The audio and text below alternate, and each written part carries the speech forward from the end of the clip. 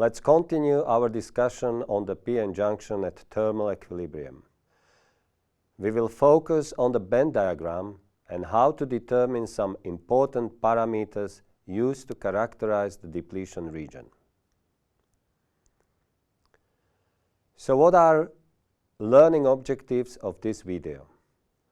After this video, you should know what a band diagram of a p-n junction at thermal equilibrium looks like.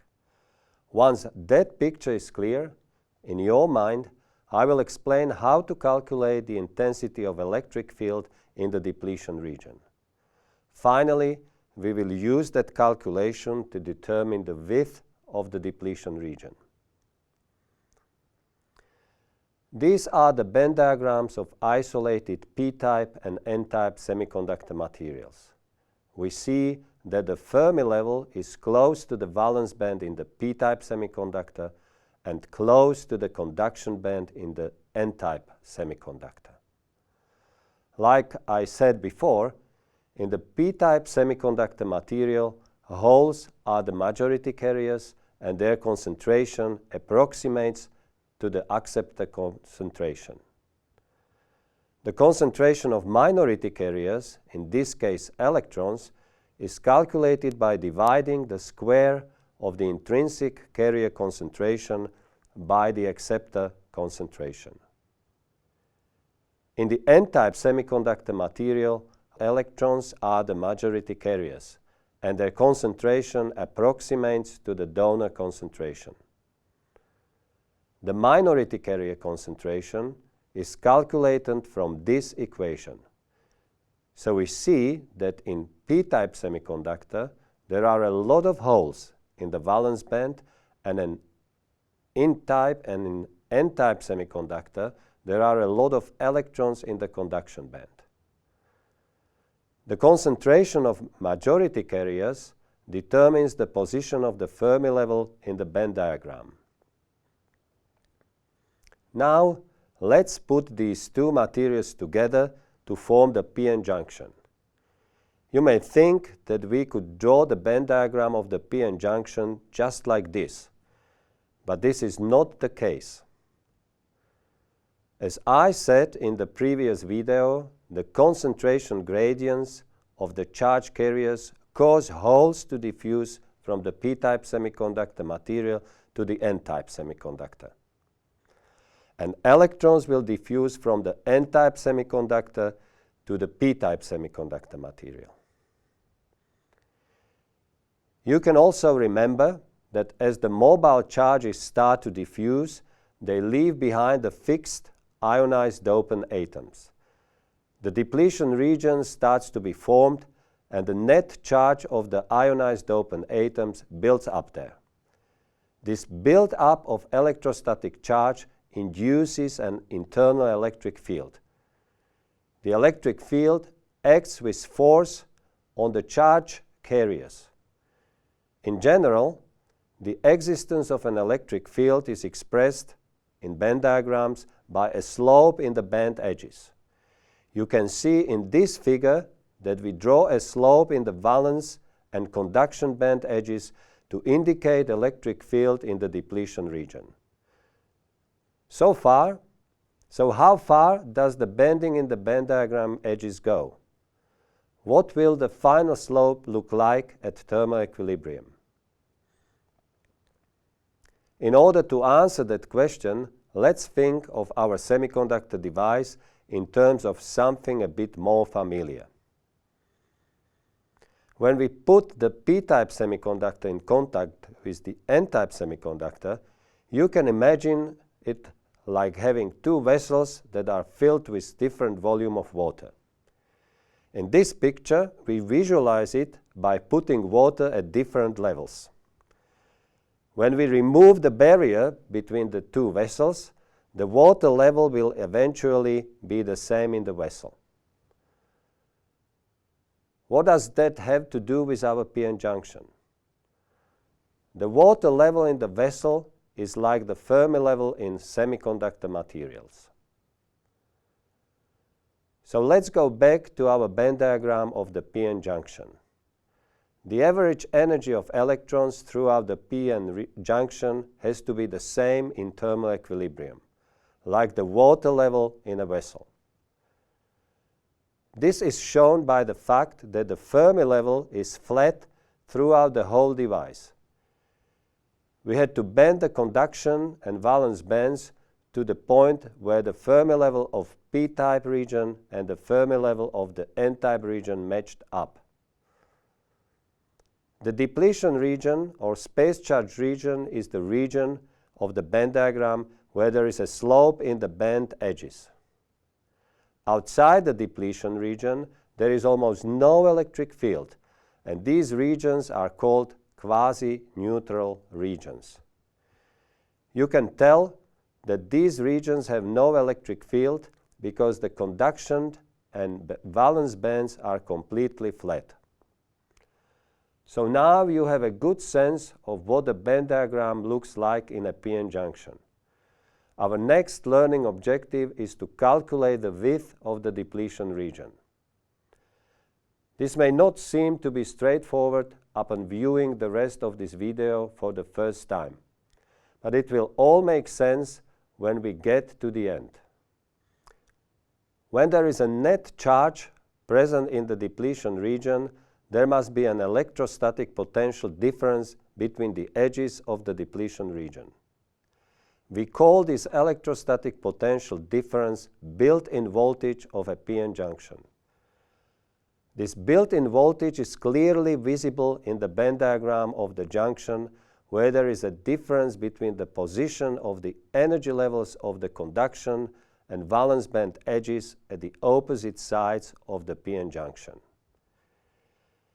We have to make a clear distinction between the electrostatic energy of the electrons and the total energy of electrons. Please note that in thermal equilibrium, the total energy of electrons that is expressed by the Fermi level is the same both in the p-type and n-type regions of the p-n junction.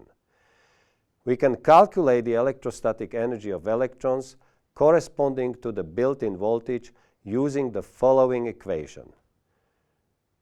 This energy is obtained by subtracting the distance of the Fermi level from the valence band edge in the p-type and the distance of the Fermi level from the conduction band edge in the n-type quasi-neutral regions from the band gap energy of semiconductor.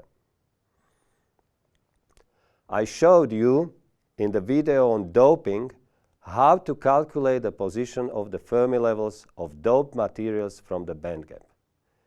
When applying these equations, we can derive this expression to calculate the electrostatic energy of electrons corresponding to the built-in voltage.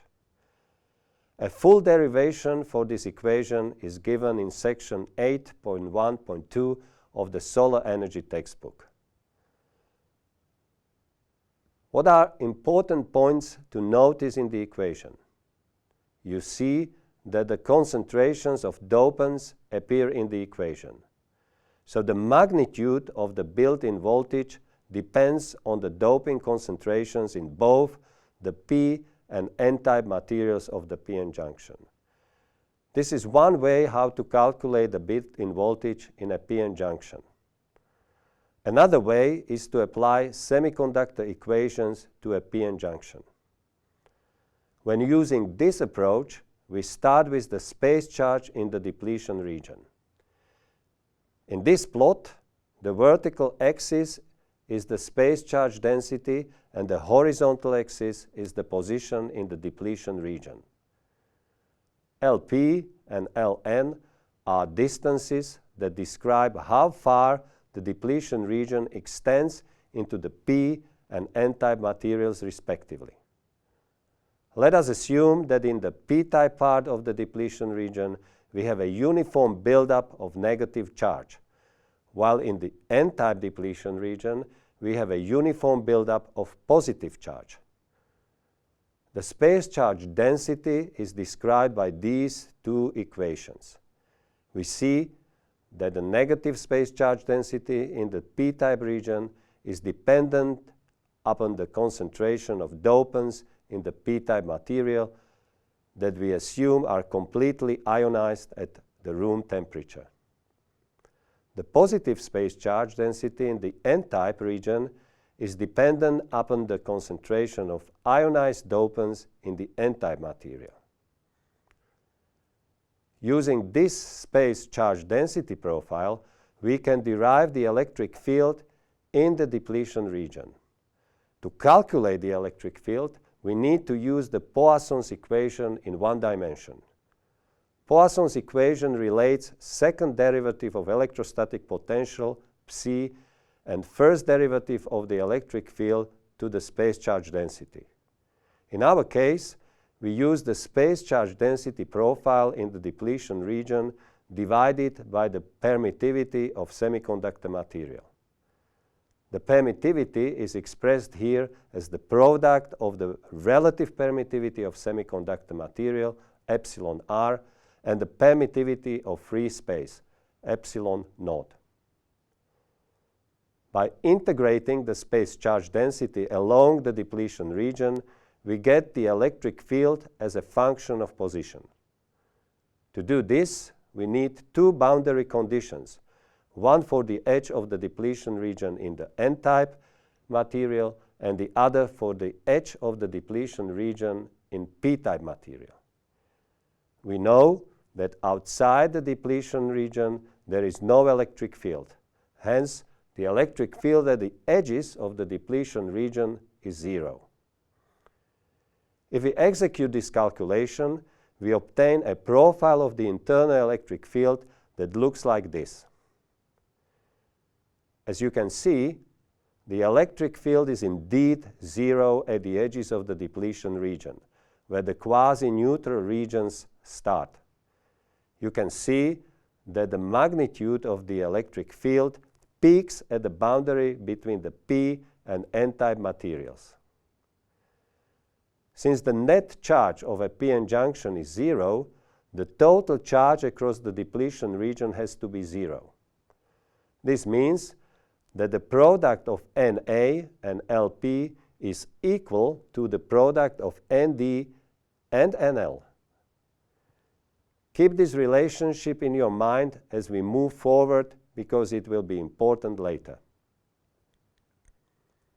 Note also that the electric field is negative in the depletion region. Electrons move in the direction of negative electric field. So this means that the electrons drift in the direction from the p-type into the n-type region. Now that we know the electric field, we can move to calculate the potential across the depletion region. The electric potential in the depletion region is given as the negative integral of the electric field. To calculate the integral, we need to define the boundary conditions. We already know that the electric field at the edges of the depletion region is zero, and that the electric field has to be continuous at the interface between the p and n-type regions. At the interface, x is put equal to 0. After executing the integral and taking the boundary conditions into account, we end up with a curve that is shown in the figure. It is important to remember that at thermal equilibrium, the potential at the edge of the depletion region in the n-type semiconductor is positive with respect to the edge of the depletion region in the p-type semiconductor. The difference in the electrostatic potential at Ln and Lp is our built-in voltage that we calculated earlier. However, we have a different way of expressing it now since we derived it from the properties of the depletion region. Using this derivation of our built-in voltage and the one we defined back in slide 9 of this video, we can continue to find the width of the depletion region. So we have all the tools we need to solve the width of the depletion region. So I just showed you an expression that we can use for calculating the built-in voltage across the depletion region, derived from the space charge density. We also have the equation for the built-in voltage that we obtained by subtracting the Fermi levels from the band gap of semiconductor. The overall charge of the p-n junction is 0. Therefore, the product of Na and Lp is equal to the product of Nd and Ln. We can calculate the width of the depletion region using these equations and do some editing and modifications. We solve the equations for both parts of the depletion region defined by Ln and Lp. The full width of the depletion region in thermal equilibrium is equal to the sum of those two values. I won't go through the full calculation, but we see the final expression here. From this equation, you can see that the width of the depletion region of a p-n junction can be easily calculated provided you know the permittivity of your material, the acceptor concentration of the p-type material, and the donor concentration of the n-type material. You see that you can manipulate the width of the depletion region by changing the dopant concentration of either the p or the n-type material. So let's recap what we learned in this video. We first learned that a band diagram of a p-n junction looks like it is shown here. Then we calculated the electric field in the depletion region, and using this, we were able to calculate the width of the depletion region through calculating the built-in voltage of a p-n junction in two distinct ways. The p-n junction is the most important building block of most solar cells. Understanding its properties, such as the depletion region, is of utmost importance to any photovoltaics engineer. However, we have only just begun to understand its nature. Following this video, we will start to show how this p-n junction changes when we apply an external voltage to it.